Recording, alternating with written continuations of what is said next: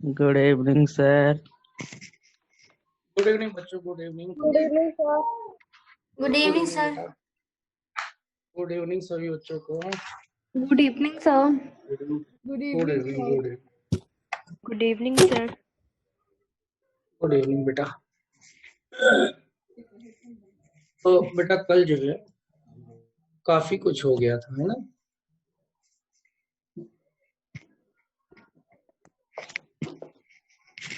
कल काफी कुछ हो गया था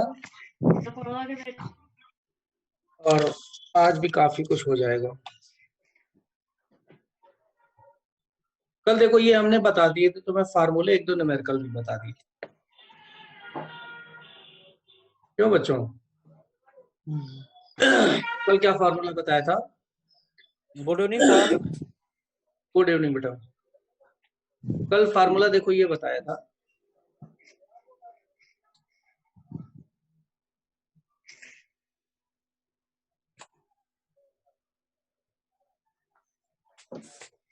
कि अगर कोई भी ब्लॉक नीचे की ओर खिसक रहा है तो उसका एक्सेशन क्या होता है बच्चों? T sine alpha minus mu g cos alpha. Mu g cos alpha. ऊपर जा रहा है तो क्या हो जाता है? यहाँ पे प्लस हो जाता है। प्लस हो जाता है। और हॉरिजॉन्टल सरफेस पे क्या होता है? म्यू जी होता है। Mu G. ये बता दिया था। Yes. और ये क्वेश्चन भी देखो बता दिया था, इसी तरह का सब हो जाएगा, बस एक्सेशन करना है, बाकी हो जाएगा, है ना।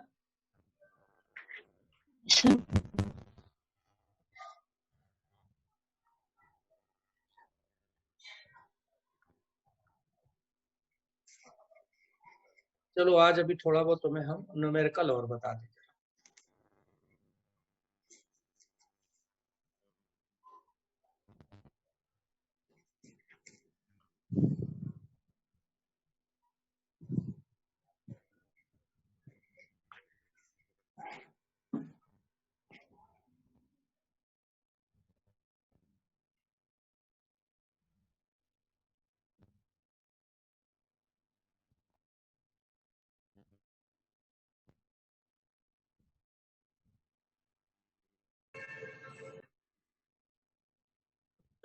देखो बेटा, एक जैसे ये एग्जांपल है, एग्जांपल समझ लो, फार्मूला समझ लो, कुछ भी। जैसे सपोज दैट ये एक स्मूथ सरफेस है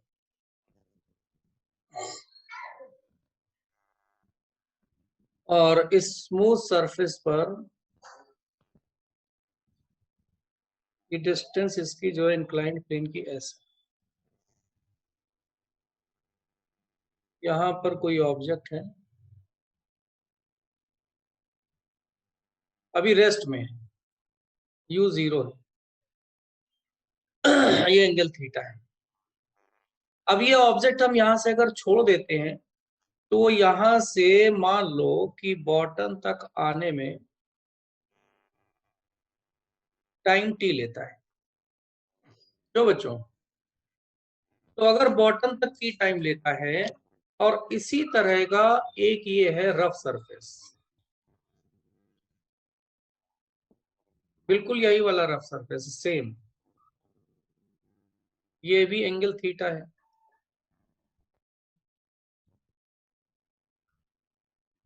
और ये ऑब्जेक्ट यहां रखा हुआ है,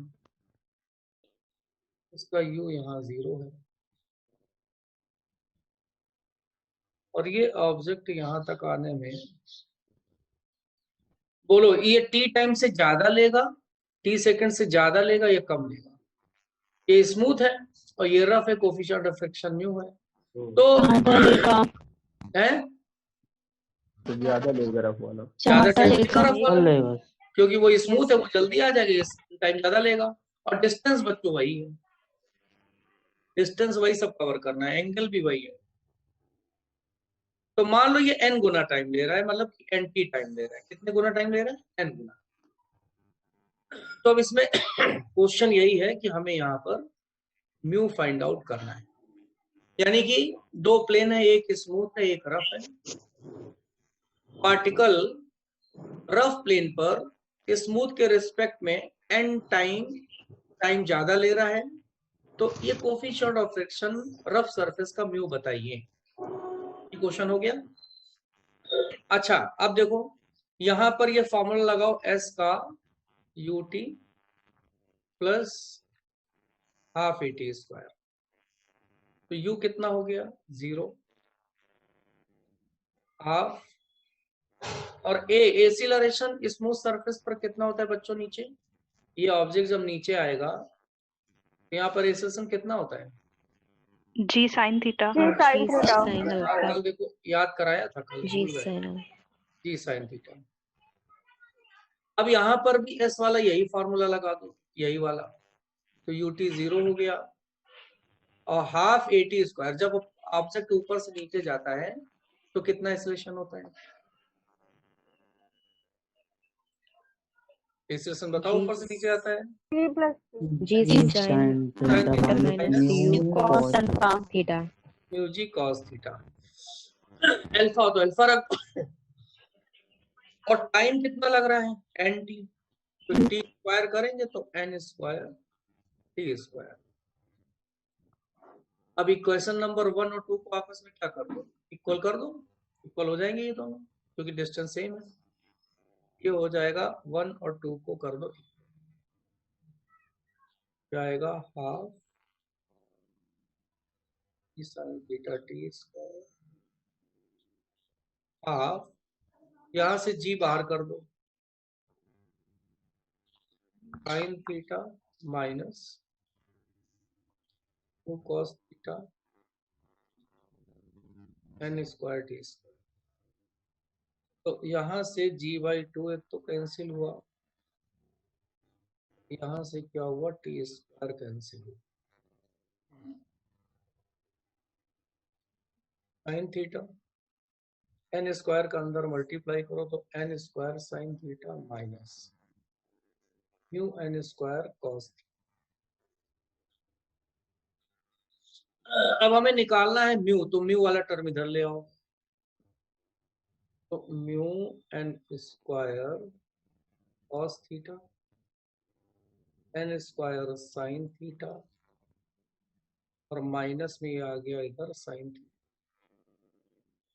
तो यहां से साइन थीटा बाहर निकाल दो, एन स्क्वायर माइनस 1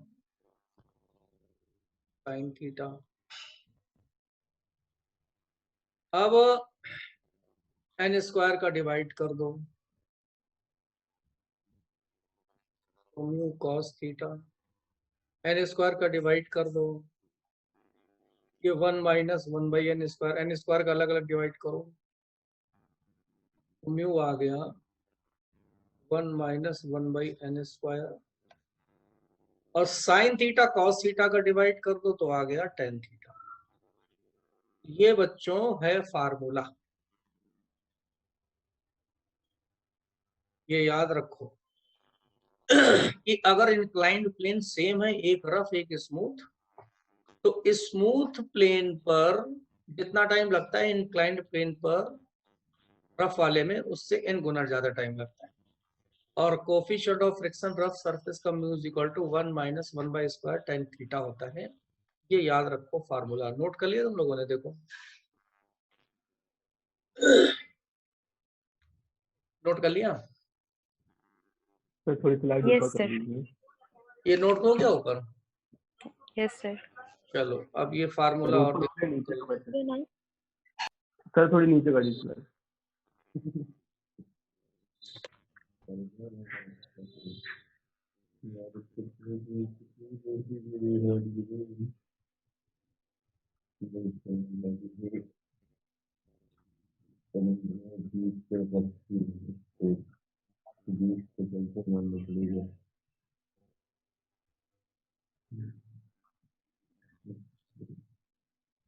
हो गया sir. इस पे बेटा बेस क्वेश्चन देखो, हम देखते हैं, एक शायद दिया है इसमें। ये बेटा क्वेश्चन नंबर है 173 पेज पे, क्वेश्चन 17 इसी पे, यही क्वेश्चन ही है समझ लो। पेज नंबर निकालो 173, पेज 173,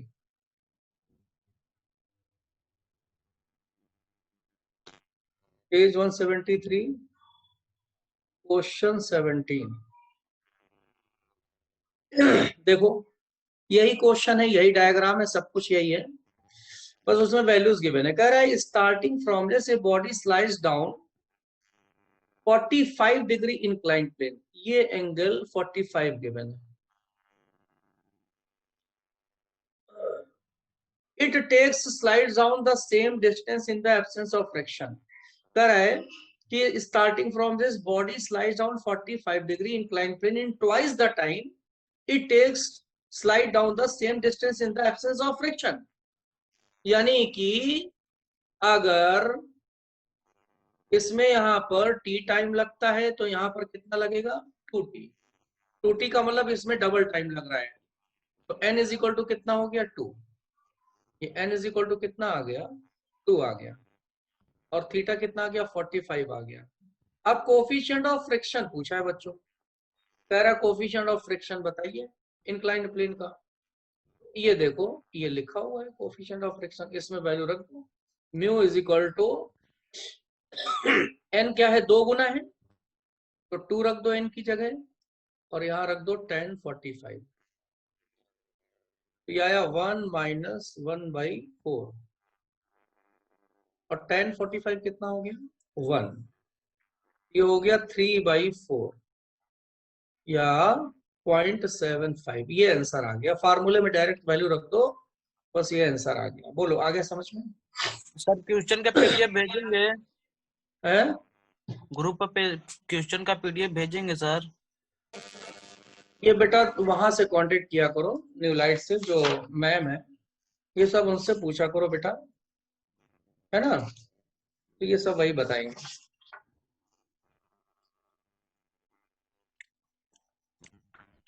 मिश्रा सर सुबह भेजे थे सर। मिश्रा सर क्या भेजे थे पीडीएफ? जी सर, क्वेश्चन का पीडीएफ सर, जो चैप्टर पढ़ा रहे थे। जो चैप्टर पढ़ा रहे हैं, अच्छा ये क्वेश्चन, तो ये तुम लोग बुक है तो क्वेश्चन बुक से कर रहे हो कि नहीं? तो हम बुक से करा रहे हैं। है ये बुक है ना, तो पहले यही क्वेश्चन करो बेटा, अभी तो इसी बहुत क्वेश्चन है ना, उसके पास नहीं है सर। क्वेश्चन बहुत है, पहले तो यही करो बेटा, बाद में आगे देखते हैं। चलो ये क्वेश्चन हो गया, क्लियर हो गया ना। अब इसी पे देखो एक क्वेश्चन और ये आया हुआ है, तुम लोग आ जाओ पेज नंबर 183 पे, 2015 में आया हुआ है क्वेश्चन, इसी आर्टिकल पे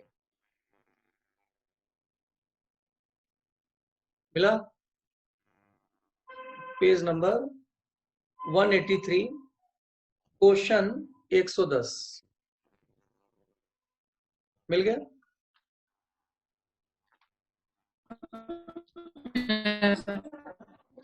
यस सर, मिल गया। मिल गया।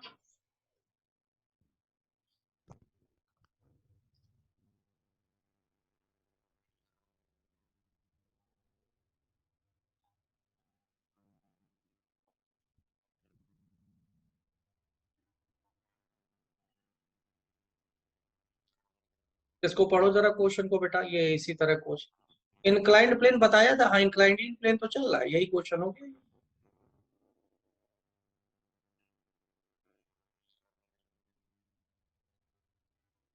देखो पेज नंबर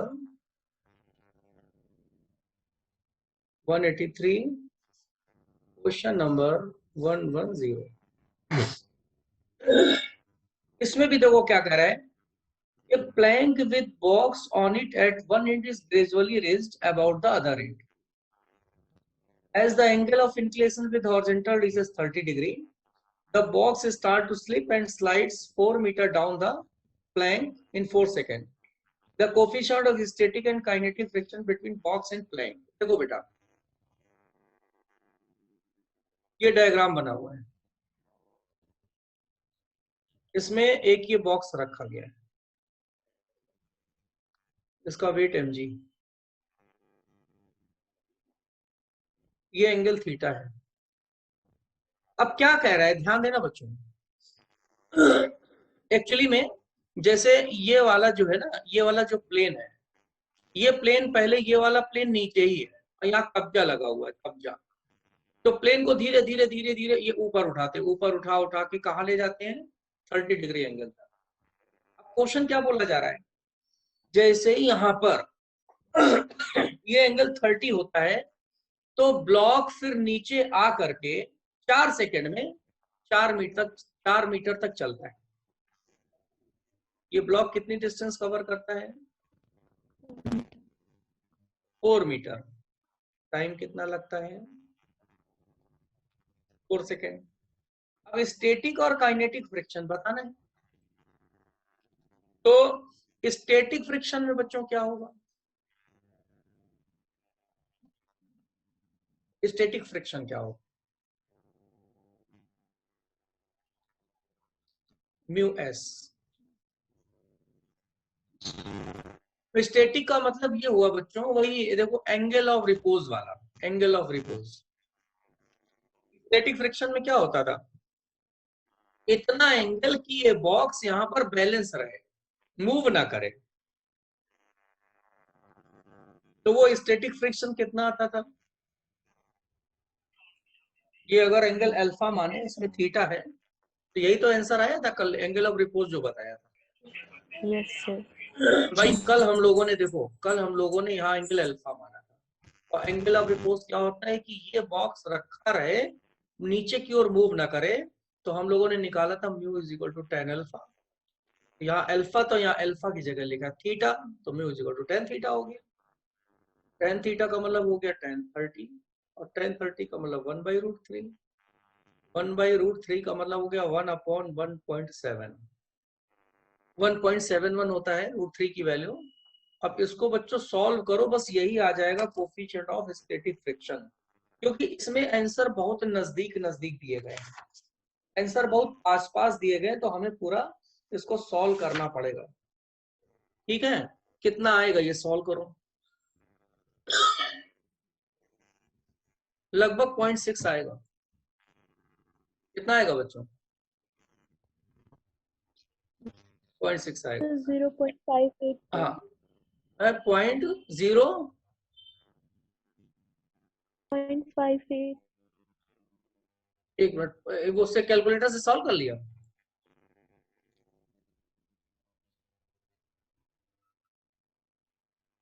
ये आएगा 1/1.71। ये बेटा 0.584 वगैरह आएगा ना, यस सर। Yes sir. यही तो है। अच्छा √3 की वैल्यू टोटल कितनी होती है, 1.714 होती है, यस। और उसका डिवाइड करो। अच्छा तो 1 डिवाइडेड बाई 1.714, वही 0.58 ही आ रहा है। तो अब ये 0.6 की बजाय लिखो यहाँ पे पूरा पूरा लिखो 0.58, है ना। अब 0.58 का मतलब यहाँ पर देखो 8 हो गया है, ज्यादा हो गया ना, तो राउंड फिगर में 0.6 ही लिखा जाएगा, फिर 0.5 तो लिख नहीं सकते। तो स्टैटिक फ्रिक्शन आ गया ये 0.6, तुम्हारा स्टैटिक फ्रिक्शन आ गया। अब यहाँ पर जब ये मूव करेगा तो मूव करने में काइनेटिक फ्रिक्शन होगा, और जब मूव करेगा बच्चों तो हम लोग यही फॉर्मूला फिर लगाएंगे, क्या, S is equal to ut plus half AT², क्योंकि मूव कर रहा है। और एक्सीलरेशन जब नीचे आता है तो एक्सेलरेशन क्या होता है, G sin theta minus G cos theta. Acceleration निकालो, tan sin 30 mu tan cos 30 sin 30 1/2 mu tan cos 30 √3/2। ये हो गया 5, और ये बच्चों आएगा म्यू और 5√3। ये एक्सेलरेशन आया 5 माइनस म्यू 5, √3 की वैल्यू वही 1.7, तो 8.5 म्यू आ जाएगा। क्यों भाई, 5 माइनस 8.5 म्यू। 5 × 7 कितना आएगा? 8.5 आ जाएगा। तो ये एक्सीलरेशन निकला। अच्छा, अब जब ये एक्सीलरेशन आ गया तो अब यहाँ पर वैल्यू रख दो। इसमें डिस्टेंस 2 मीटर चला है ना, 2 मीटर, ut 0 है, हाफ a की वैल्यू हो गई 5 - 8.5 म्यू, और टी स्क्वायर कितना टाइम लग रहा है? सर डिस्टेंस 4 मीटर है। डिस्टेंस 4 मीटर है बेटा, पक्का? डिस्टेंस 4 है और टाइम भी 4 है ना, दोनों 4 है। अच्छा, हम हाँ भूल गए, सर। टाइम भी 4 है। अरे वाह, तुम लोग बच्चे बहुत ध्यान से पढ़ते।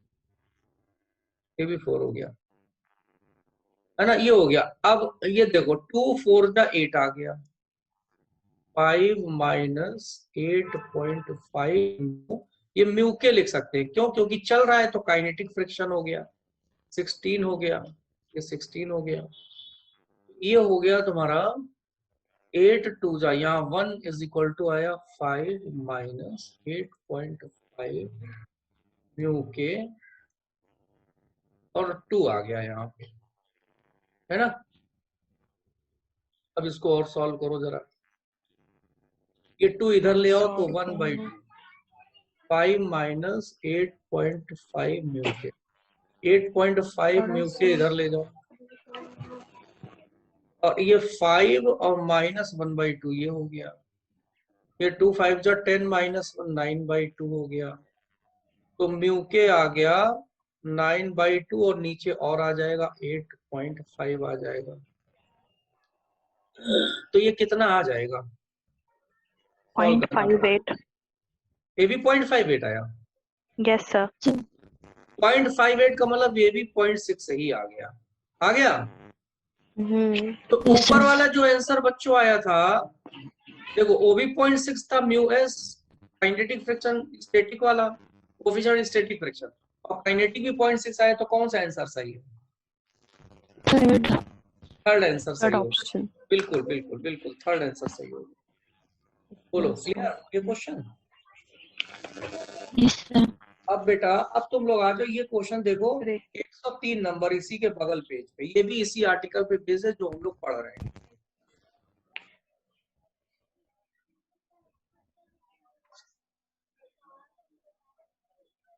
बच्चों ये नोट कर लिया तुम लोगों ने?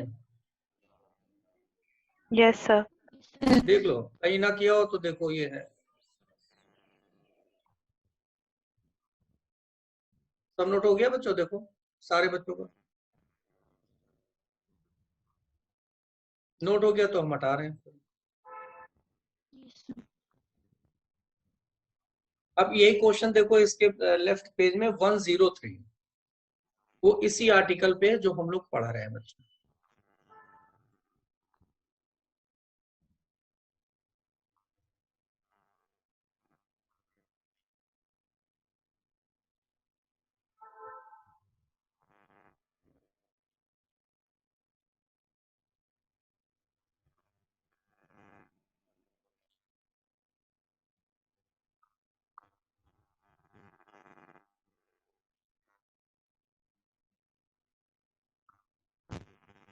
तो देखो बेटा, ये क्वेश्चन जो है, ये भी हम लोग क्या आया हुआ है, AIEEE में भी आया हुआ है। तो हम लोगों को ये क्वेश्चन समझना है, और अच्छा क्वेश्चन है।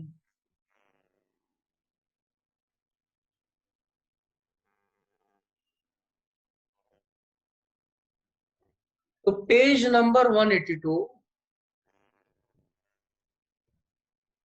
क्वेश्चन 103। क्वेश्चन क्या कह रहा है?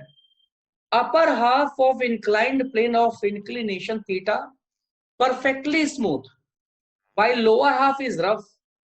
Block starting from rest at the top of the plane will again come to rest at the bottom if the coefficient of friction between block and lower half plane is given by। coefficient of friction निकालना है। बढ़िया question है बच्चे, देखो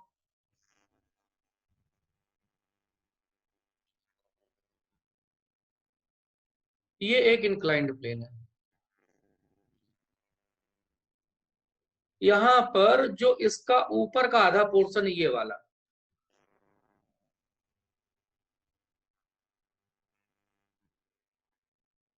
ये सी mid point हो गया, mid point.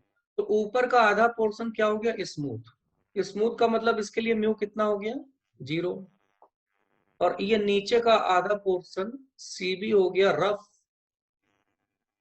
है ना। रफ का मतलब इसका कोफिशिएंट ऑफ फ्रिक्शन म्यू, यही हमें फाइंड करना है। और कह क्या रहे हैं, कह ये रहे हैं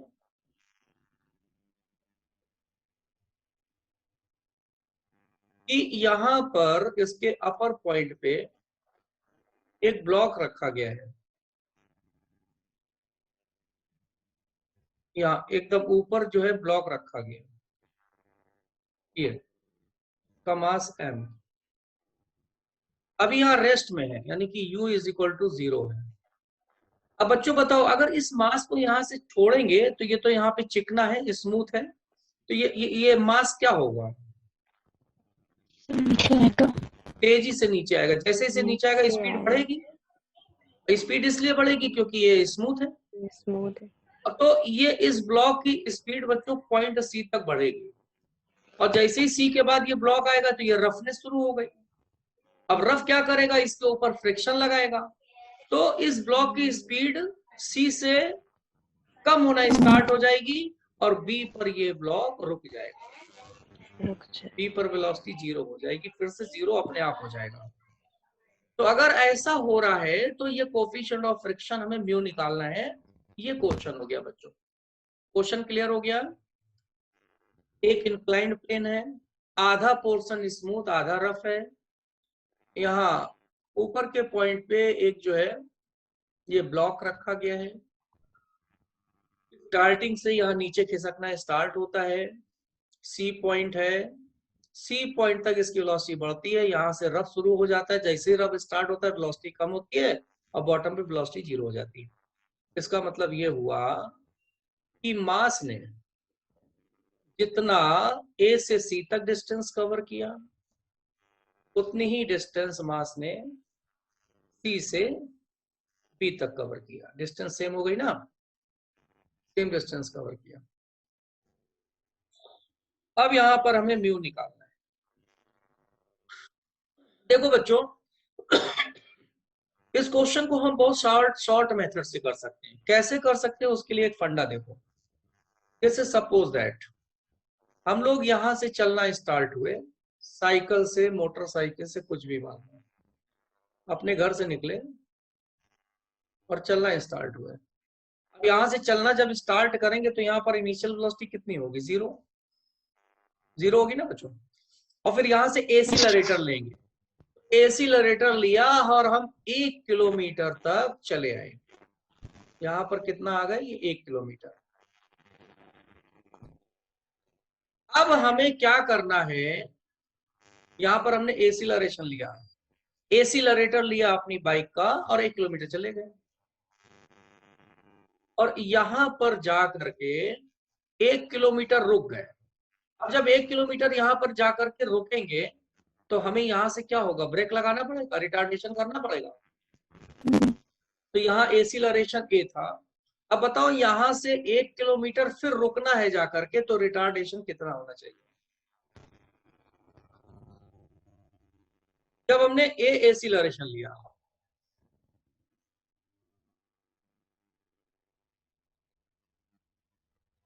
जब हमने एसीलरेशन लिया,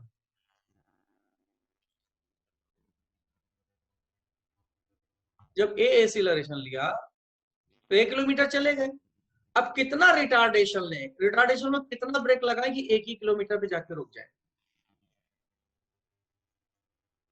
जैसे मान लो एसीलरेशन हमने लिया 5 मीटर पर सेकेंड स्क्वायर। अब यहाँ कितना ब्रेक लगाए, रिटार्डेशन लगाए कि यहाँ पे 1 किलोमीटर उतनी डिस्टेंस जाके रुक जाए। अरे तुम अपने घर से निकले स्कूटर से, स्कूटी से, बाइक से, और एसीलरेशन लिया, 1 किलोमीटर चले गए। अब एसीलरेशन का मतलब एसीटर लिया, अब ब्रेक लगाना है यानी कि रिटार्डेशन करना है। तो कितना ब्रेक लगाएं, कितना रिटार्डेशन ले कि 1 ही किलोमीटर रुक जाएगा। सब 5। बिल्कुल, ये समझ नहीं आ रहा। अगर हम रिटार्डेशन -5 लगा दें तो जब एसीलरेशन से 1 किलोमीटर जा रहे हैं तो इतने ही रिटार्डेशन से 1 किलोमीटर हम जाकर रुक भी जाएंगे। अरे देखो भाई, इतने एसिलरेशन से जीरो से वेलोसिटी यहां पर v हो गई। अब v से हमें फिर जीरो ही तो लाना है, तो कितना रिटार्डेशन लगा लें? उतना ही लगा लें जितना एसिलरेशन था। बोलो समझ आया? इसका मतलब जब हमें इक्वल डिस्टेंस कवर करनी होती है, इक्वल डिस्टेंस 1 किलोमीटर 1 किलोमीटर, तो यानी कि जितना एसिलरेशन लेने से हम डिस्टेंस कवर करते हैं उतना ही रिटार्डेशन लेने से वो डिस्टेंस कम हो जाती है। बोलो क्लियर बात हो गई? सब बच्चों को ये बात क्लियर हो गई? Yes sir. यही फंडा यहाँ लग रहा है, जरा यहाँ पर देख लो, देखो जरा ध्यान देना।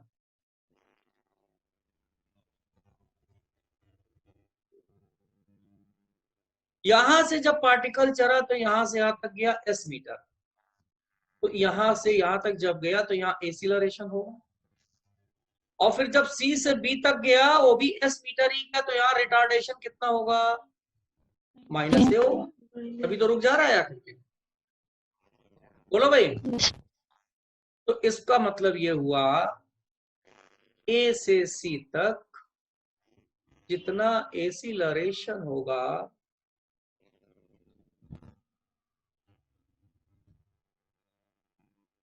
C से B तक उतना ही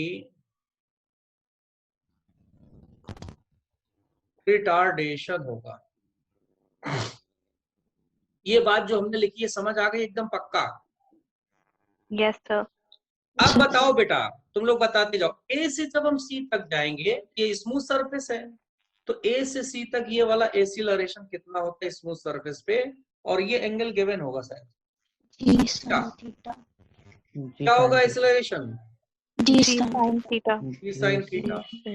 और C से B तक ये है माइनस में A, माइनस रिटार्डेशन, यानी कि माइनस में। और जब पार्टिकल ऊपर से नीचे इस रफ सरफेस पर आता है तो क्या होता है acceleration? Minus mu g cos alpha sine theta minus theta minus u g cos. cos बस आंसर आ गया बच्चों। G sine theta is equal to minus का मल्टीप्लाई कर दो, g sine theta plus mu g cos theta. ये g sine theta इधर ले आओ तो मिल करके हो जाएगा 2g साइन थीटा, और ये हो जाएगा म्यू जी कॉस थीटा। ये जी कैंसिल हो गया, और कॉस थीटा का इधर डिवाइड कर दो, 2 sine theta upon cos theta आ गया tan थीटा। यही आंसर आ गया। ये बच्चों बहुत सिंपल हमने बताया है। इसमें ये भी हम लोग कर सकते हैं, ए से सी तक मोशन ले लो, वेलोसिटी निकाल लो, फिर सी से बी तक ले लो तो यही वेलोसिटी यू का वर्क करेगी जैसे 1D में करते थे, और फिर आंसर आ जाएगा। तो भी आएगा, उसमें थोड़ा सा प्रोसेस ज्यादा हो जाएगा, इससे 2 3 4 लाइन बढ़ जाएगी। बोलो ये भी आ गया समझ में? Yes sir. अच्छा, हमने तुम्हें कोई क्वेश्चन दिया होगा ना उधर की तरफ अंदर एक्सरसाइज में, एक्सरसाइज में कोई क्वेश्चन दिया था बच्चों इसके अलावा? जैसे हमने बोला होगा एक इस पे क्वेश्चन देखो तुम्हारा जो हमने बताया था, एक तो क्वेश्चन नंबर है A38। हो गया सर। अच्छा, ये बता दिया था सब हमने? Yes sir. यस सर अच्छा अच्छा अच्छा।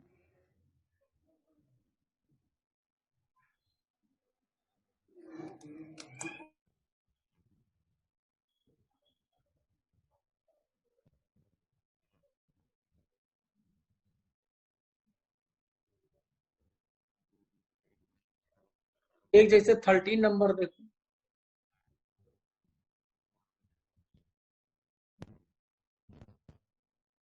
13 नंबर,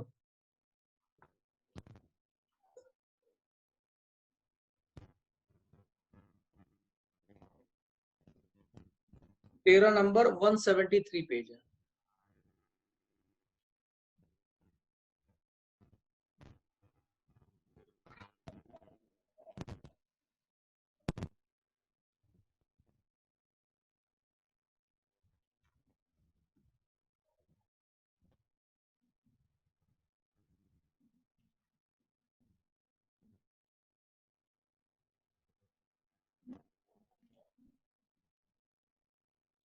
ये 13 नंबर 13 नंबर क्वेश्चन,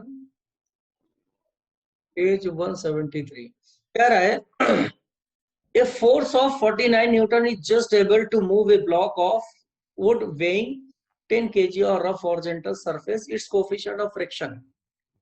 जैसे ये मान लो कि रफ सरफेस है और यहाँ पे कोई ऑब्जेक्ट रखा हुआ है, इसके ऊपर अगर हम फोर्स 49 न्यूटन लगा दें तो ये चलने वाला होगा, चलेगा नहीं, चलने वाला होगा। चलने वाला का मतलब इसमें ये फोर्स और फ्रिक्शन फोर्स आपस में क्या हो जाएंगे, बराबर। और फ्रिक्शन फोर्स क्या होता है, म्यू एन, ये एन हो गया और ये एम जी हो गया। F इज इक्वल टू होगा म्यू एन, इसमें म्यू पूछा है, F 49 हो गया और एन हो जाएगा एम जी के बराबर। 49 म्यू, मास 10 गिवन है, 10 है ना, और जी की वैल्यू 9.8 रख दो तो म्यू आ जाएगा 49 अपॉन 10 इंटू 9.8, 98 आ गया, यानी कि 1/2 या 0.5 आ गया। तो बच्चों इसके क्वेश्चन हो गए। अब हम लोग आगे चले थोड़ा सा। Yes, sir. अब तुम आओ बेटा, अब तुम लोग आ जाओ यहाँ पे। एंगल ऑफ रिपोज के बाद देखो, ये जो हम लोगों ने हॉरिजॉन्टल प्लेन पे पढ़ा है ना, एक्सीलरेशन वगैरह, ये तुम्हें दिया हुआ है, ये सब दिया हुआ है पेज नंबर 166 पे दिया हुआ है। हम लोगों ने 166 पेज का एक्सीलरेशन वगैरह देखो सब पढ़ लिया है, ऊपर जाना नीचे जाना ये पढ़ लिया है, 166 पहले पढ़ लिया। अब तुम आ जाओ पेज नंबर 165 पे आओ बेटा, तो वहां पे हम लोग पढ़ते हैं। हम जो है कल फ्रिक्शन करा दें कल तक, फिर उधर जो है कुछ दिन बचेंगे तो उसमें तुम लोग को सर्कुलर मोशन बता दें।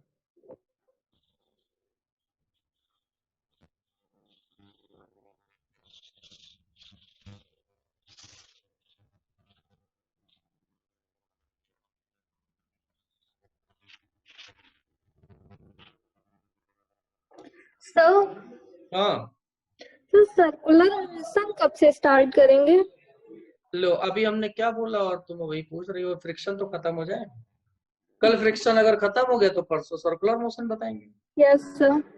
आ जाओ पेज नंबर 165 दिखा, calculation of force in different situation मिला तुम लोग को बेटा?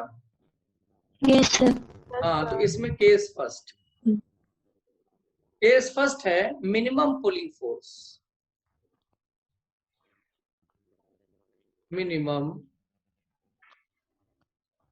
पुलिंग फोर्स F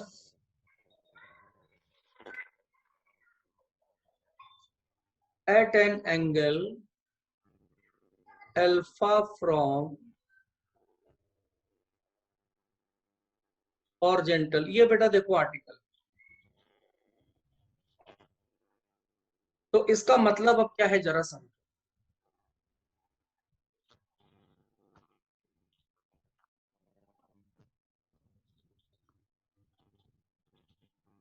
ये है कोई ऑब्जेक्ट,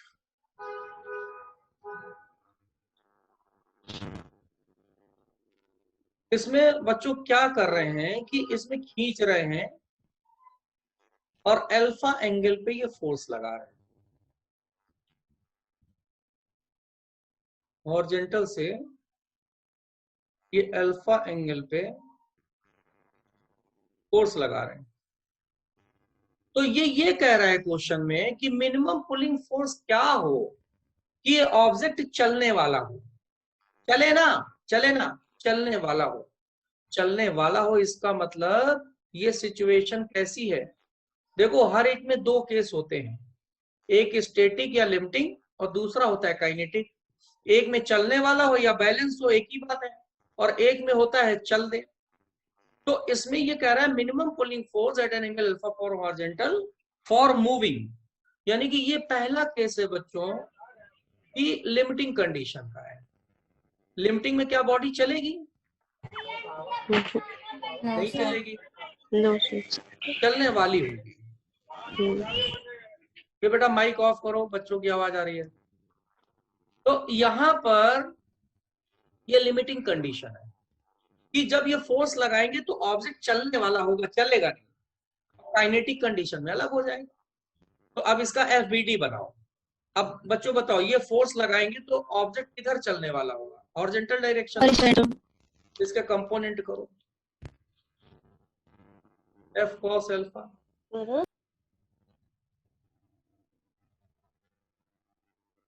ऊपर हो गया एफ साइन अल्फा, वेट नीचे हो गया, नॉर्मल रिएक्शन ऊपर हो गया, फ्रिक्शनल फोर्स इधर लगेगा क्योंकि इधर चलने वाला होगा, लेकिन friction force F cos alpha को बैलेंस कर देगा। इतने फोर्स हो गए। अब देखो बच्चों, ऊपर के फोर्स नीचे के फोर्स को बैलेंस करेंगे तो ऊपर लगने वाले कौन कौन से फोर्स हैं? N plus F sine alpha. नीचे का फोर्स क्या है? M G. तो एन आ गया M G minus F sine alpha, ये एन आ गया नॉर्मल रिएक्शन। अब देखो बेटा, ये चल तो रहा नहीं है। जब चल नहीं रहा, लिमिटिंग केस है, तो लिमिटिंग केस में ये force F cos alpha F के बराबर हो जाएगा, बैलेंस हो जाएगा। तो यहां पर ये आया लिमिटिंग केस में F cos alpha is equal to F cos alpha, और जो स्मॉल एफ है वो किसके बराबर हो गया? म्यू एन, फ्रिक्शनल फोर्स है ना ये, एफ कॉस अल्फा म्यू, और एन की वैल्यू देखो हम लोगों ने ये निकाल ली है, M G minus F sine alpha. ये आ गया भाई। अब एक तो यही आंसर आ गया, लेकिन हमें ये एफ फोर्स निकालना है, हमें इसकी वैल्यू निकालनी है और सॉल्व करना है थोड़ा सा। एफ कॉस अल्फा, बच्चों म्यू इज इक्वल टू क्या होता है? फार्मूला कल बताया था, म्यू कोफिशिएंट ऑफ फ्रिक्शन है। म्यू का क्या फार्मूला होता है, जल्दी से बताओ।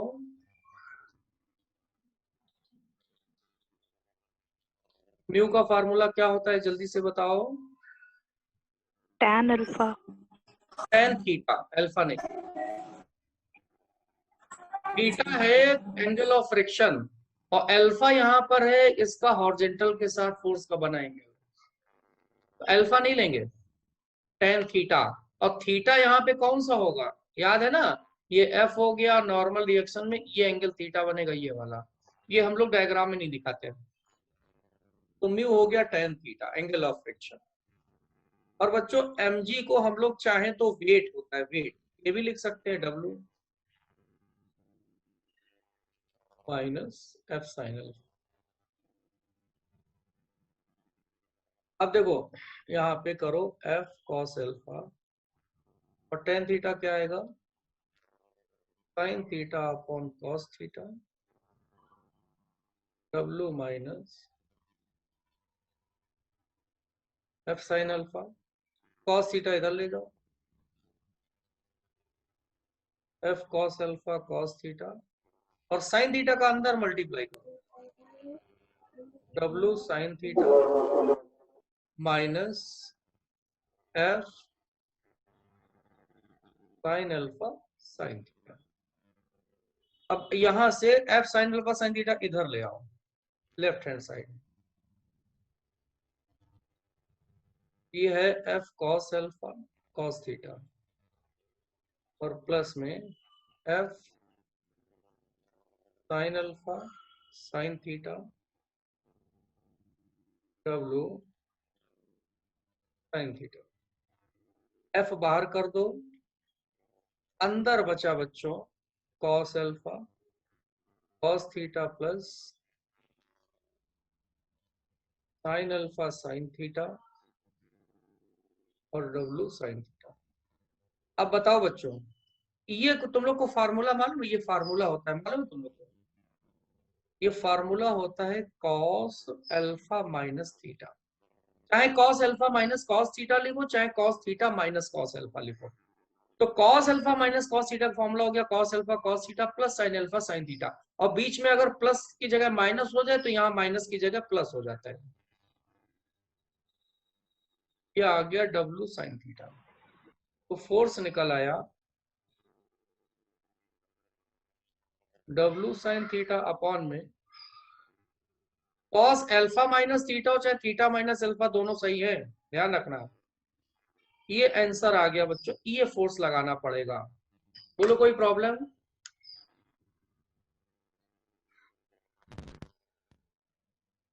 कोई प्रॉब्लम बच्चों? पर सर थीटा क्यों लेंगे सर इसमें? है? थीटा क्यों लेंगे सर? Theta tan theta. अच्छा, कल फार्मूला बताया था क्या होता है कोफिशिएंट ऑफ फ्रैक्शन का? फार्मूला क्या होता है जल्दी से बताओ, कल बताया था। वो सर होता तो वो सर आपने टेन अल्फा बताया। हाँ बोलो। हाँ 10 अल्फा म्यू बराबर 10 अल्फा नहीं होता। अरे यार, कोफिशिएंट ऑफ फ्रैक्शन देखो, कोफिशिएंट ऑफ फ्रैक्शन का फॉर्मूला 10 थीटा होता है। और ये अल्फा एंगल है फोर्स का, हॉरिजॉन्टल से बना। हमने तुम्हें ये बताया होगा कि जब हमने थीटा एंगल ऑफ फ्रिक्शन इस लेसन में मान लिया है तो थीटा एंगल और कहीं ना मानना। अब theta angle of friction fix हो गया, थीटा एंगल ऑफ फ्रिक्शन हो गया। थीटा कौन से एंगल होता है? ये देखो, ये वाला होता है, ये वाला एन और एफ के बीच का ये रिजल्टेंट आ गया, ये वाला थीटा होता है। और ये थीटा हम लोग डायग्राम में नहीं दिखाते हैं बार बार, हम लोग डायरेक्ट लिखते हैं बच्चों। बोलो आई बात समझ में? अरे बोलो, अभी डाउट है ना? जो थीटा एंगल होता है ये अरे आ गए सर। एंगल ऑफ फ्रिक्शन होता है। अब जैसे मान लो यहाँ पे थीटा की बजाय हम अल्फा मान लें, तो वहां अल्फा मानते फिर अल्फा और कहीं ना मानते फिर यहाँ थीटा मानना पड़ता, तो म्यू 10 अल्फा हो जाता। ये थीटा हो गया एंगल ऑफ फ्रिक्शन। और इसको हम लोग मान करके क्या करते हैं? फिक्स कर देते हैं, फिर उसको हम लोग कहीं और नहीं मानते हैं। बोलो पल्ले पड़ा? Yes sir. तो ये बेटा आ गया तुम्हारा आंसर। तुम्हारी बुकलेट में आंसर मिल गया होगा, W sine theta cos alpha minus theta. मिल गया? मिल गया? बोलो बच्चों। यस सर सर मिल गया। अच्छा, तो ये तो स्टैटिक या लिमिटिंग कंडीशन बताया। अब इस पे जरा देखो बच्चों, जैसे ये पुलिंग फोर्स है, पुल कर रहे हैं, खींच रहे हैं, ऐसी धक्का मारने वाला फोर्स लगाएं तो क्या होगा? पुशिंग फोर्स कर दें, पुशिंग का मतलब धक्का मारने वाला फोर्स लगाएं।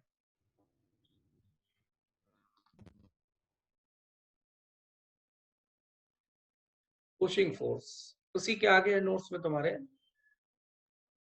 पुश का मतलब होता है धक्का मारना।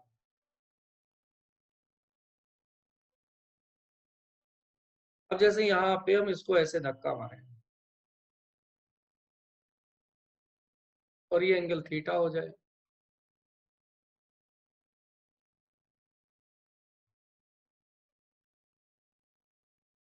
ये mg हो जाए,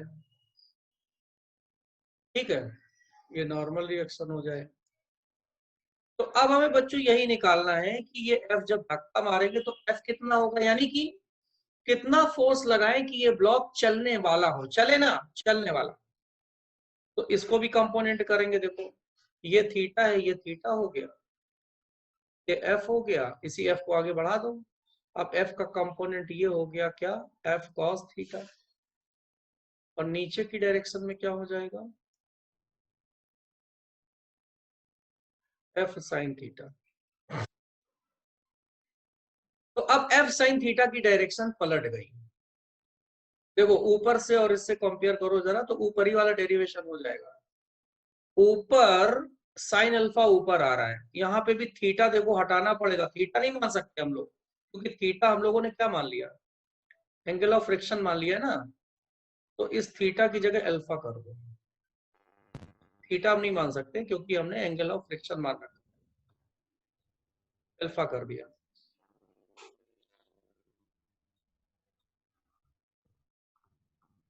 ये तो अब n की जगह आ गया यहाँ पे f sine alpha plus mg, यानी कि वेट आ गया, प्लस आ गया, और ये इधर फ्रिक्शन लगेगा, तो फ्रिक्शन f cos अल्फा के बराबर ही रहेगा। देखो जरा ऊपर, बस केवल क्या हुआ, जो f साइन अल्फा था वो इधर नीचे चला गया, तो n इज इक्वल टू कितना मिल गया, mg plus f sine alpha मिल गया। बाकी f is equal to f cos alpha वही रहेगा, तो यहाँ माइनस की जगह क्या होता चला जाएगा, प्लस बस प्लस हो जाएगा नीचे वाले। तो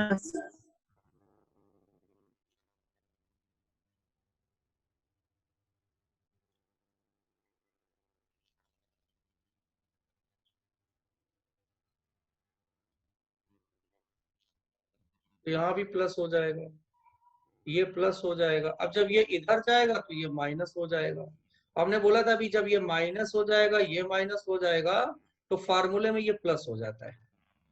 तो अब ये फार्मूले में यहाँ प्लस आ जाएगा, बस ये नेक्स्ट आर्टिकल हो गया, इसमें पुलिंग फोर्स हो गया, ये वाला आर्टिकल तैयार हो गया, इसका ये आ जाएगा फॉर्मूला प्लस में।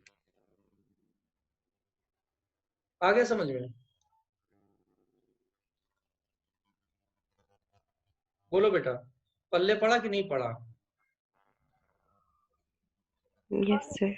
सर ये आया समझ में? देखो ऊपर नीचे अंतर कितना है, इसमें फोर्स ऐसे लग रहा था, इसमें ऐसे लग रहा है, तो केवल f साइन अल्फा नीचे की तरफ आ गया है, और उसमें ऊपर था f साइन अल्फा, इसमें नीचे आ गया।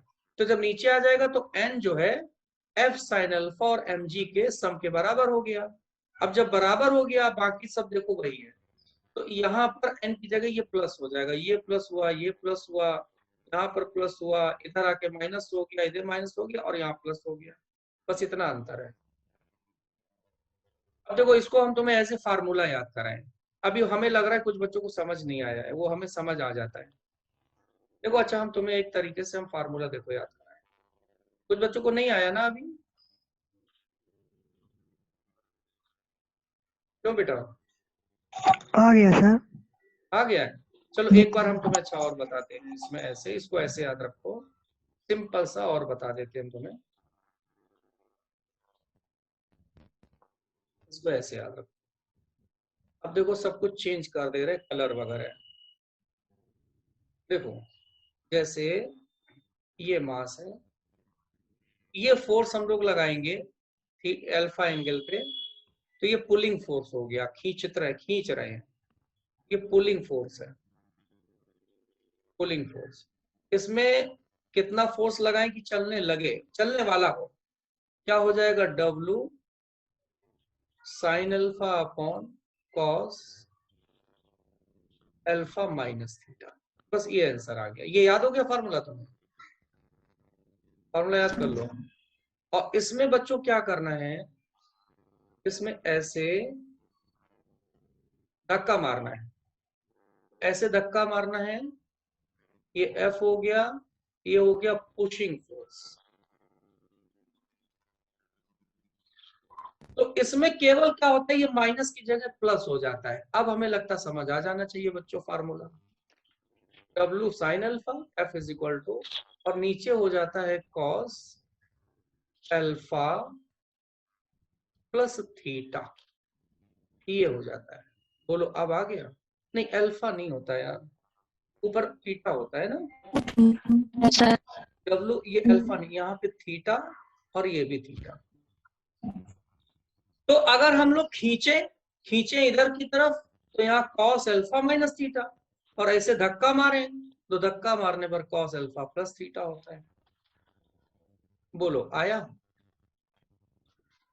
सर अब तो आ गया होगा ना? यस सर, यस और ये प्लस क्यों आता है?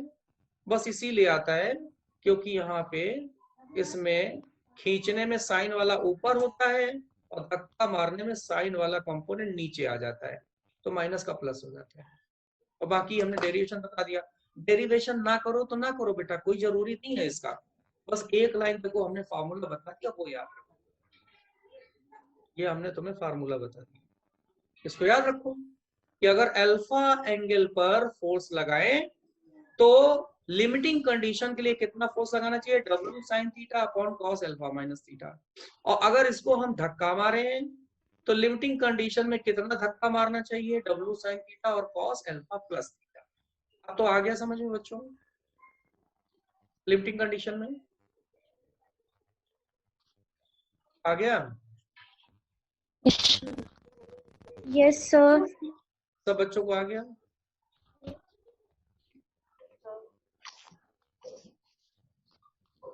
Yes sir. चलो बेटा, अब ये तो लिमिटिंग हो गई, अब हम तुम्हें काइनेटिक कंडीशन बताते हैं। काइनेटिक कंडीशन,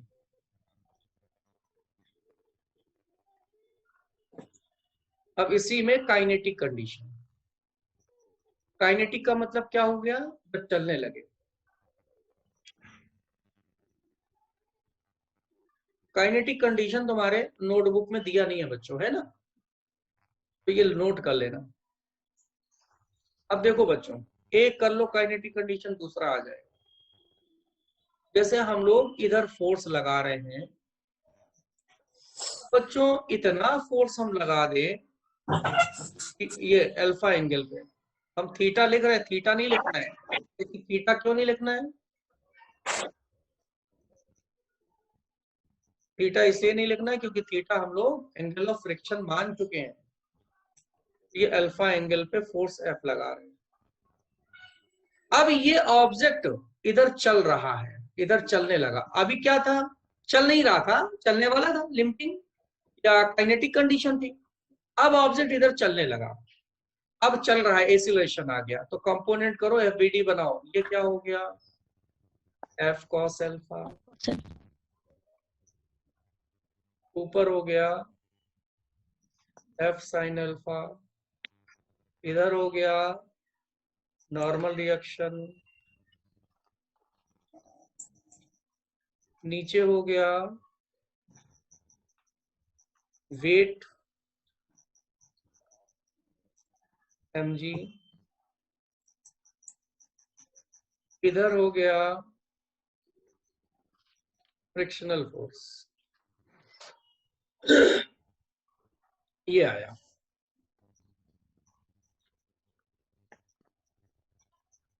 ठीक बच्चों, अब लेकिन ये चलने लगा है, तो अब इस फिर से वही देखो करेंगे, ऊपर के फोर्स इज इक्वल टू नीचे के फोर्स, ऊपर के फोर्स हो गए n plus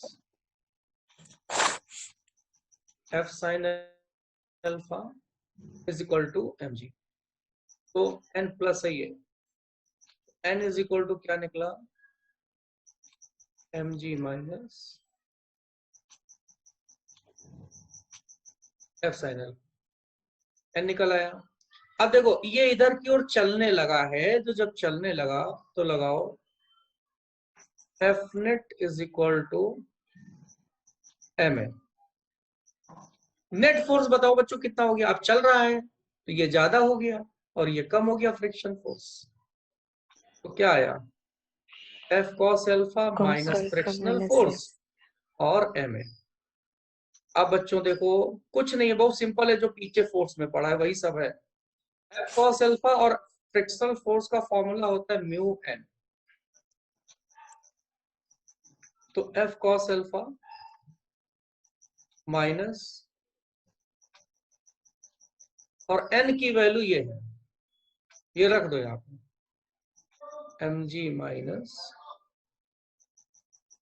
F sine alpha is equal to M A. बस बच्चों, अब इससे ज्यादा सॉल्व नहीं करना है, एक्सीलरेशन पूछा जाएगा, तो एक्सीलरेशन ये ए एम का डिवाइड कर दो, एक्सीलरेशन निकल आया, बस इतना ही करना है। ये काइनेटिक कंडीशन है, तुम्हारे नोट्स में नहीं गिवन है, काइनेटिक का मतलब चल रहा है, लिमिटिंग का मतलब नहीं चल रहा है, सब बैलेंस है, चलने वाला है। नोट हो गया बच्चों? Yes sir. अब फिर से अगर ये वाला फोर्स हम यहाँ पे धक्का मार के लगाएंगे तो देखो क्या होगा, अगर हम इसको ऐसे लगाएंगे तो क्या होगा, एफ साइन अल्फा नीचे हो जाएगा। कैसे हो जाएगा, ये अल्फा हो गया, ठीक है, और ये एफ इधर गया, ये अल्फा है, ये भी अल्फा हो गया, इधर वाला अल्फा हो गया। अब इसको हटा दो जरा, ये हटा दो, ये भी हटा दो। एफ साइन अल्फा ऊपर था, अब नीचे हो जाएगा, वही जो अभी हमने ऊपर बताया वही सब। तो एफ का कॉमन, एफ कॉस अल्फा इधर हो गया, एफ साइन अल्फा इधर हो गया। तो अब n इज इक्वल टू हो जाएगा प्लस में, ये प्लस हो जाएगा, ये प्लस हो जाएगा, ये प्लस हो जाएगा, और बस एक्सेलरेशन निकल आया। तो काइनेटिक कंडीशन में ये पुशिंग वाला हो गया, इससे पहले पुलिंग वाला हो गया, ये आ गया। आ गया बच्चों? Yes, sir. अब आ जाओ तुम लोग पेज नंबर 167, क्योंकि 166 तो हम कल ही पढ़ चुके थे। अब बच्चों तुम लोग एक काम ये कर लेना, लगभग फ्रिक्शन हम लोग आज खत्म हो रहा है। अब तुम लोग बच्चों क्वेश्चन कर लेना, जो नहीं है क्वेश्चन हम कल तुम्हें बता देंगे, और फिर थोड़ा बहुत बचेगा तो करके सर्कुलर मोशन कल से स्टार्ट करा देंगे। तो अब आ जाओ पेज 167 में, देखो पुली लगी हुई है, तो पुली के क्वेश्चन कर लेते हैं, पुली के, बस यही पुली वाला। बाकी ये इसके पीछे वाला देखो कर चुके हैं ना, डॉक नीचे आता है एक्सीलरेशन, ऊपर जाता है तो एक्सीलरेशन, ये सब तो हम लोग कर ही चुके हैं, ये सब हम लोग कर चुके हैं।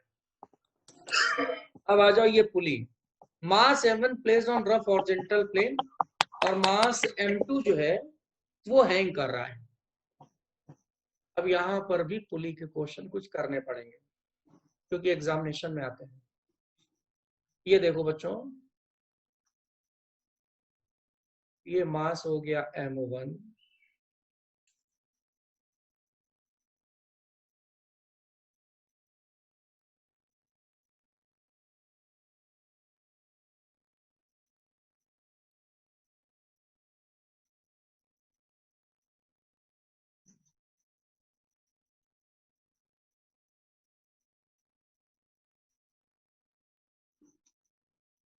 ये मास हो गया m2, ठीक। अब देखो यहाँ पे, अब ये फ्रिक्शन है, इसका कोफिशिएंट ऑफ फ्रिक्शन म्यू मान लो। अब जरा ध्यान दो, इसमें भी दो कंडीशन होगी, काइनेटिक और स्टैटिक। तो पहले हम लोग केस समझेंगे, केस फर्स्ट समझेंगे, स्टैटिक या लिमिटिंग, दोनों एक ही होता है। तो पहले समझेंगे लिमिटिंग कंडीशन। लिमिटिंग कंडीशन का मतलब क्या हुआ, ऑब्जेक्ट मूव होने वाला है, हो नहीं रहा है, मूव करने वाला है, ये है। तो इसमें देखो FBD बनाओ बच्चों, इसका वेट हो जाएगा m2g, टेंशन दूर हो जाएगा, वही सब चीजें हैं जो फोर्स में पड़ा, इसका टेंशन दूर हो जाएगा, इसका m1g वेट हो गया, यहां पर नॉर्मल रिएक्शन हो गया, और फ्रिक्शन इधर लगेगा। तो अब देखो, जब ये जैसे मान लो m2 जब नीचे जाएगा, m1 इधर जाएगा, तो ये फ्रिक्शन फोर्स इसको इधर जाने से रोक देगा। जब ये नहीं चलेगा तो ये लिमिटिंग कंडीशन होगी, चलने वाला होगा, चलेगा नहीं। तो अब इसमें देखो, इस एक्सीलरेशन क्या बनेगा, इसमें मूव तो होगा नहीं, तो एक्सीलरेशन तो 0 हो गया।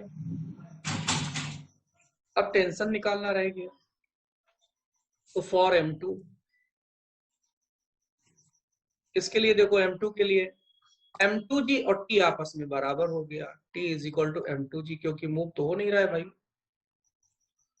t इज इक्वल टू किसके बराबर हो गया, m2g के। अब इसमें m1 पे आ जाओ, तो फॉर m1, ये इंपॉर्टेंट है, m1 के लिए ये टेंशन और ये फ्रिक्शन आपस में बैलेंस हो जाएंगे, बराबर हो जाएंगे, तो T इज इक्वल टू आ गया फ्रिक्शन ये T की वैल्यू m2g यहाँ पे पुटअप कर दो, ये आ गया m2g। और फ्रिक्शन का फॉर्मूला म्यू इंटू n होता है, m2g म्यू, और n की ये वैल्यू हो गई m1g के बराबर। g कैंसिल हो गया, ये आ गया बच्चों m2 बराबर म्यू m1, ये कंडीशन आ गई। या अगर जैसे बोले कि कोफिशिएंट ऑफ फ्रिक्शन बताइए, तो म्यू इज इक्वल टू आ गया m2 अपॉन m1 आ गया। ये इसका आंसर आ गया m2 बाई m1। इस पे देखो हम तुम्हें क्वेश्चन भी बताते हैं। इसका क्वेश्चन है क्वेश्चन 36 पेज 175। ये क्वेश्चन आता रहता है बच्चों, इंपॉर्टेंट है ये, लेकिन रटना अटना नहीं, ऐसे ही हो जाएगा।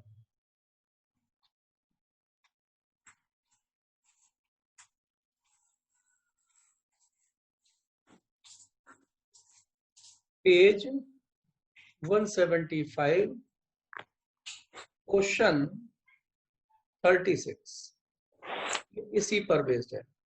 और डायग्राम देखो यही बना हुआ है जो हमने बनाया। इसमें क्या बोला गया है, जो M1 ब्लॉक है इसको A बोला गया, जो M2 ब्लॉक है इसको B बोला गया।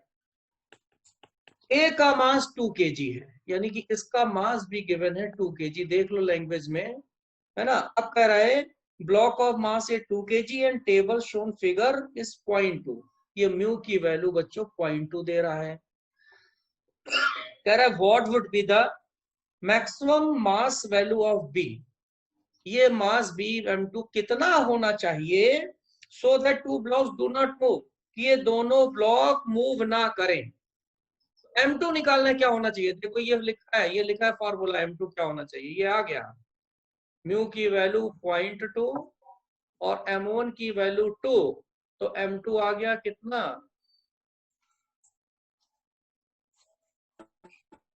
0.4। 4 kg। ये आंसर आ गया बच्चों, ये क्वेश्चन हो गया। बोलो आ गया समझ में, m2 बोला गया तो m2 म्यू m1 के बराबर होना चाहिए, ऐसे सॉल्व हो गया। बोलो भाई क्लियर हो गया। Yes sir. अब इसके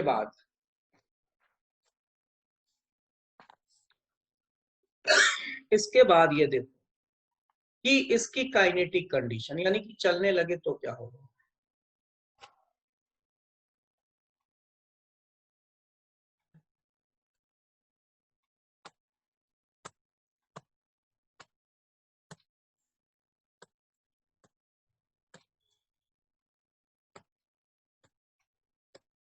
अब लिमिटिंग की जगह हो गया काइनेटिक कंडीशन। अगर अभी तक रुका हुआ था भाई, अब मूव करने लगे तो क्या होगा।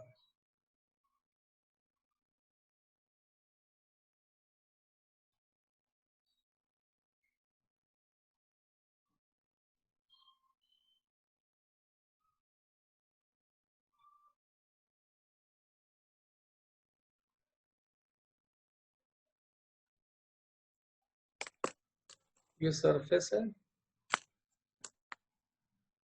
अब आ गया काइनेटिक कंडीशन, यानी कि चल रहा है।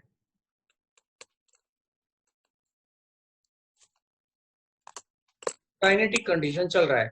देखो बच्चों, अब ये मास मान लो m2 ज्यादा, ये नीचे की ओर चल रहा है, तो एक्सीलरेशन निकालना पड़ेगा। ये नीचे चलेगा तो m1 किधर चलेगा, इधर चलेगा। बोलो क्लियर सर ये बुकलेट में दिया है बेटा, बुकलेट में दिया है ये बुकलेट में नहीं दिया बेटा, ये नोट कर लेना। तो काइनेटिक में हम लोग डायरेक्ट निकालते थे ना, कैसे, net acceleration is equal to net force upon net mass. तो बताओ बच्चों नेट फोर्स कितना दिख रहा है तुम्हें। देखो ये m2 नीचे जा रहा है, तो m2 के चलने की डायरेक्शन में तो m2g दिख रहा है, तो ये m2g दिख रहा है। और m1 चल रहा है इधर, तो m1 के चलने के लाइन में कोई फोर्स दिख रहा है तुम्हें। F1 इधर चल रहा है तो इस लाइन पे कोई फोर्स दिख रहा है यहां से यहां तक? अरे नेट फोर्स निकालते हैं, कौन सा दिख रहा? T minus sir. अच्छा, हमने कल बोला था टेंशन नहीं लेते, ये टेंशन सब आपस में कैंसिल हो जाता है। बोला था टेंशन नहीं लेते, फ्रैक्शन एस फ्रिक्शन ही तो लग रहा है ये अपोजिट में। ये इधर जा रहा है, ये इधर जा रहा है, तो M1 पे कौन सा फोर्स बचा? फ्रिक्शन। अपोजिट डायरेक्शन में तो माइनस फ्रिक्शन हो गया ये, और टोटल मास हो गया M1 प्लस M2। एक्सीलरेशन आ गया M2g, फ्रिक्शन हो गया mu n, M1 plus M2, M2g minus mu, और n की वैल्यू बच्चों कितनी हो जाएगी? M1g, mu M1g। बस ये आंसर आ गया तुम्हारा एक्सीलरेशन। निकालना आया कि नहीं आया? अरे भाई हमने बोला जैसे फोर्स में है वैसे यहाँ पर है, यहाँ पर फ्रिक्शन फोर्स पर लगेगा अपोजिट डायरेक्शन में, और फ्रिक्शन फोर्स का फॉर्मूला म्यू एन होता है, एन की जगह mg, बस हो गया। आया एक्सीलरेशन। अब जैसे मान लो Yes, टेंशन sir. निकालना हो, टेंशन निकालना हो तो इसके लिए लगा दो F net is equal to ma। तो इस पर नेट कितना हो जाएगा? M2g माइनस टी, क्योंकि नीचे जा रहा है, M2g minus T is equal to M2a। Acceleration यहां से निकाल करके यहां रख दो, तो इससे तुम्हारा टेंशन निकला है। ये कुछ याद नहीं करना होता है। बोलो, आ गया समझ में? आ गया? अब इस पे बेटा क्वेश्चन देखो आए हुए हैं, तो हम तुम्हें क्वेश्चन बताते हैं। एक्सरसाइज में आ जाओ तुम लोग बच्चों। एक तो सबसे पहला क्वेश्चन बच्चों इसमें ये है, 66 नंबर पेज 178।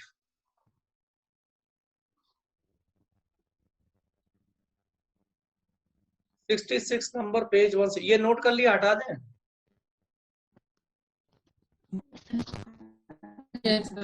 चलो अच्छा, नहीं हटाएंगे, इसको हम ऊपर कर देते हैं।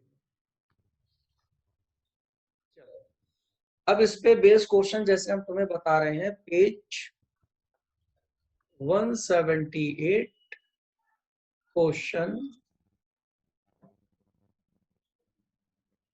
66 दिख गया होगा। Correct, two masses A and B of 10 and 5 kg respectively are connected with a string passing over frictionless pulley fixed at corner of a table shown diagram. The coefficient of friction A with table is 0.2. Minimum mass C that may be placed on A to prevent it from moving. चलो diagram पहले बनाते हैं बच्चों, बहुत simple सा question.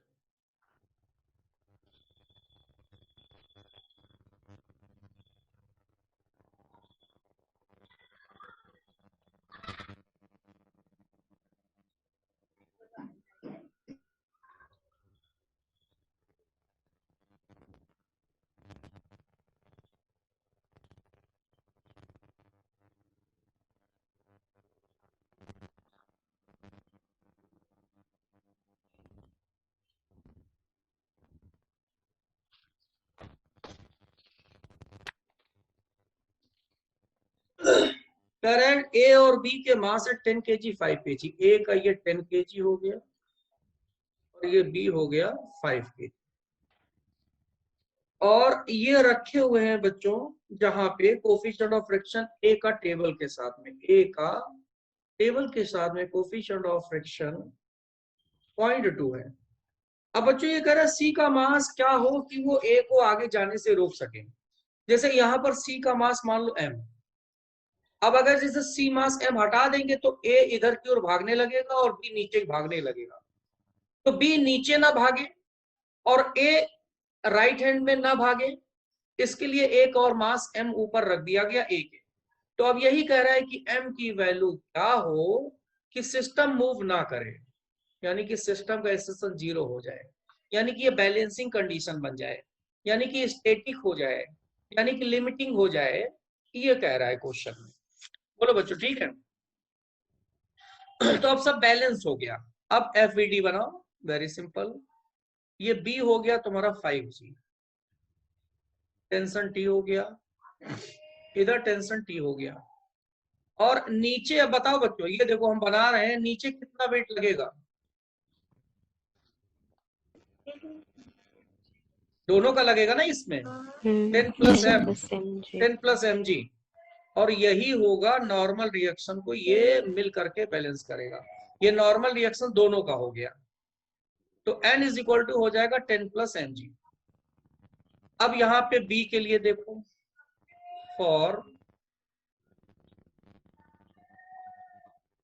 Block B के लिए देखो, T इज इक्वल टू होगा 5G।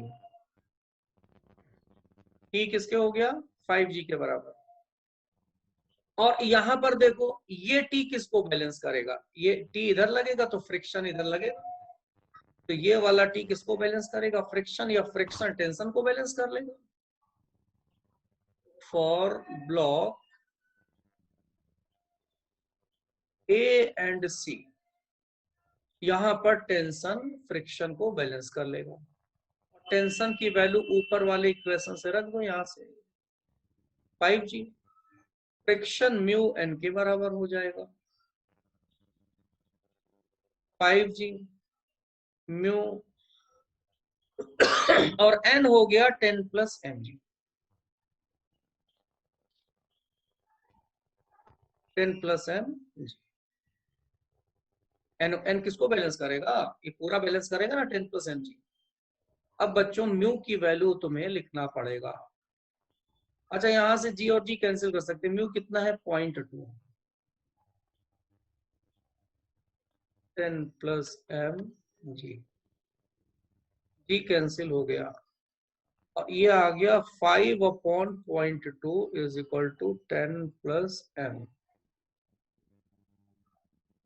ये 0 का ऊपर नीचे मल्टीप्लाई कर दो तो ये 25 आ गया। क्यों? 10 का मल्टीप्लाई कर दो, 50/2, 50/2 25, और 10 इधर ले आओ, तो ये m इज इक्वल टू आ गया 15 किलोग्राम। यानी कि C का मास कितना होना चाहिए? ये 15 किलोग्राम। ये आंसर आ गया। बोलो, आया बच्चों? Yes, sir. नोट कर लो तुम लोग। इसके बाद अब क्वेश्चन एक दो और बताते हैं, सिंपल। ये क्वेश्चन आ जाओ, पेज नंबर 182, क्वेश्चन नंबर 105, 2014 में आया है। ये नोट कर लिया बच्चों? Yes, sir.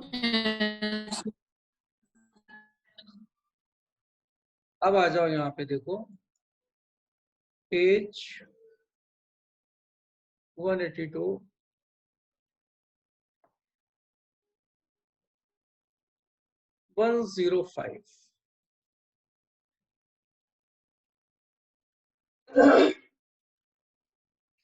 इस पे देखो, कह रहा है a system consists 3 masses m1, m2, m3 connected by string passing over pulley P.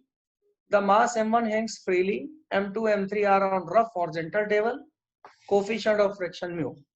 Pulley is frictionless and negligible mass. The downward acceleration of mass है। और लास्ट में ये दे दिया कि m1, m2, m3 सब बराबर है। इसमें डायग्राम कुछ ऐसा है।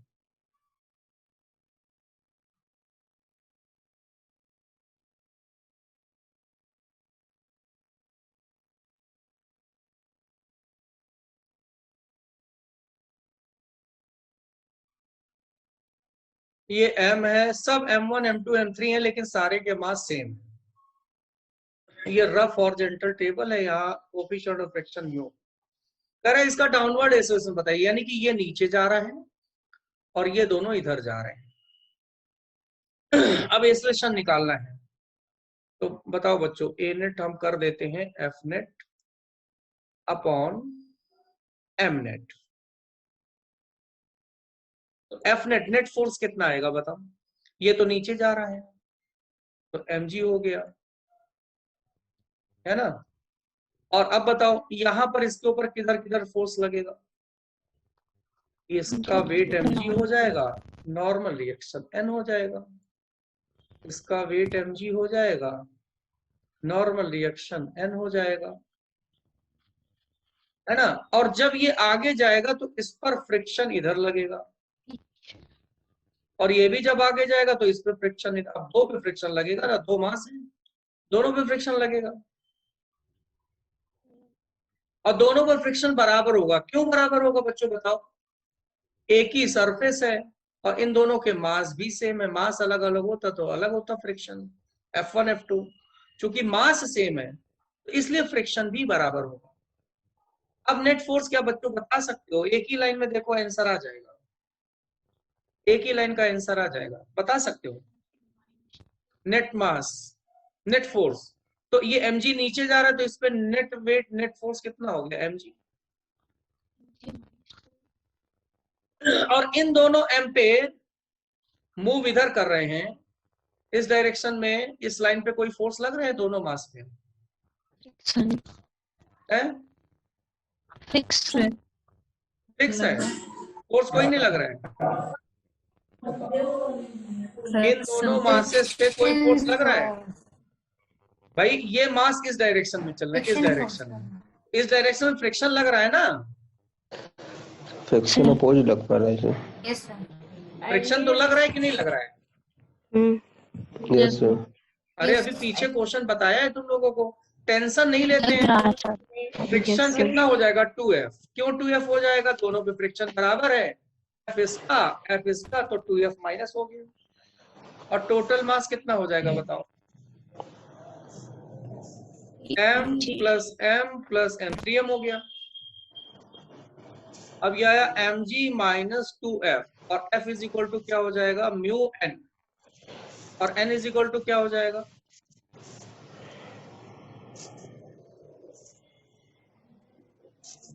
mg। n is equal to mg के हो जाएगा, क्योंकि मास सबके बराबर है ना इसलिए।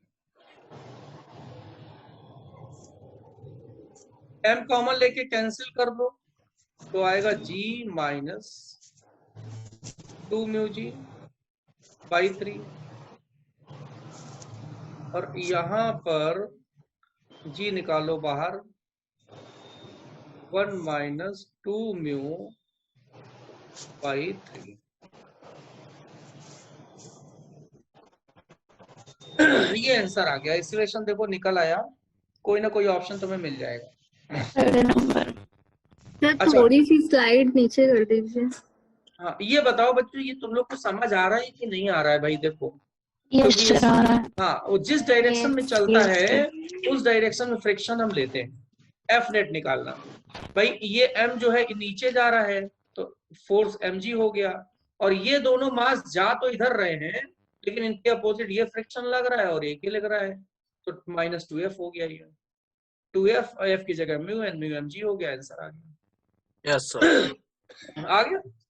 यस स्लाइड इसके नीचे बाद करिए। हाँ इसके बाद क्वेश्चन बच्चों इसी का है, इसी पर बेस्ड। क्वेश्चन नंबर 109 वो भी इसी पर बेस्ड है, 2015 में आया 109, पुली पे बेस्ड है ये भी। हो गया, हटा दे बच्चों। Yes sir. आ जाओ क्वेश्चन नंबर 109, 109 पे आ जाओ। ये और बता दें, बस इतना ही हो पाएगा आज। A block A mass m1 rests on horizontal table. A light string connected, it passes over friction with pulley at edge of table, and from it another block B of mass m2 suspended. Coefficient of kinetic friction between block table mu k. When block is sliding on table, then tension in the string. एक ये बच्चों कह रहा है horizontal table के ऊपर एक block रखा है, इसका मास m1 है,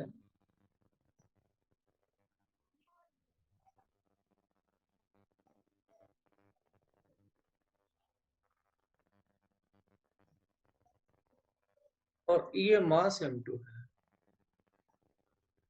है। ये रफ है। यहाँ पे coefficient of kinetic friction mu दिया है, म्यू के का मतलब ये मूव कर रहा है। तो अब स्प्रिंग में टेंशन निकालना है बस।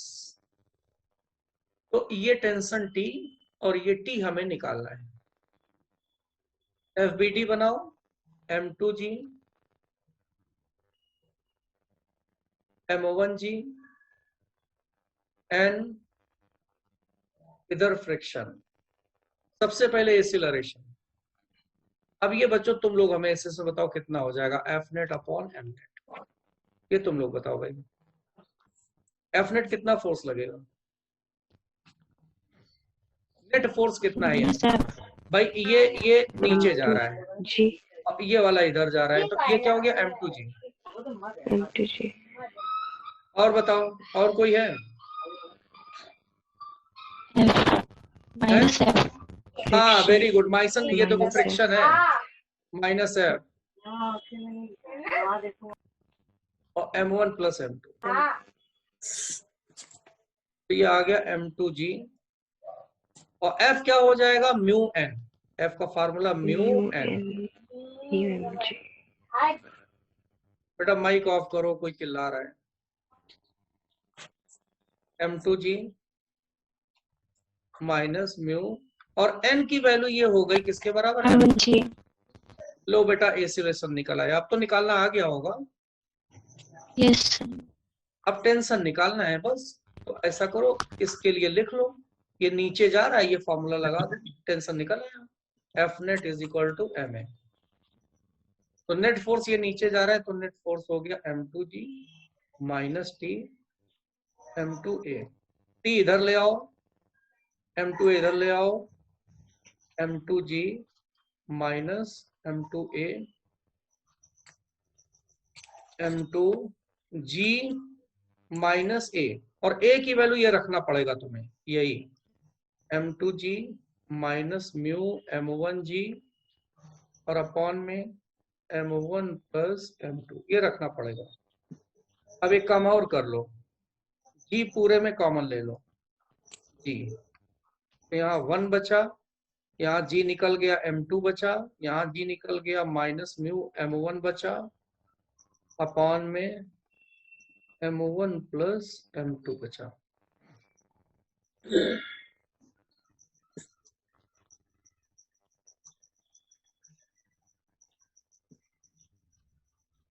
M2G ये M1 प्लस M2 एलसीएम ले लो, M1 plus M2 minus M2 और माइनस माइनस प्लस हो गया म्यू M1 और अपॉन में M1 plus M2। M2 cancel हो गया, M1 और म्यू M1 बाहर निकाल लो, तो M1 M2G अंदर मिला 1 प्लस म्यू और अपॉन में आया M1 प्लस M2। ये बेटा टेंशन आ गया। सॉल्व करने के बाद देखो है कोई ऑप्शन, म्यू की जगह म्यू के लिखते जाना, क्योंकि भाई म्यू की वैल्यू क्या गिवन है, म्यू के गिवन है। ये है कोई ऑप्शन, देख लो। यस सर थर्ड नंबर हाँ ये आंसर आ गया टेंशन का। तो बच्चों आज का काम खत्म हुआ। कल तुम लोग जो है अंदर एक्सरसाइज के क्वेश्चन करना और पूछ लेना जो ना आए, फिर हम लोग सर्कुलर मोशन स्टार्ट करेंगे। और इसमें बस थोड़ा सा और बताना है हमें। सर स्लाइड ऊपर कर दीजिए।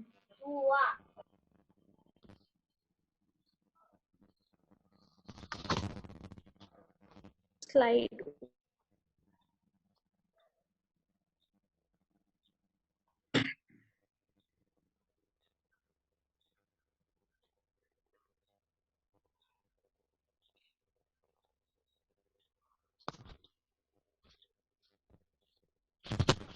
नोट हो गया बच्चों?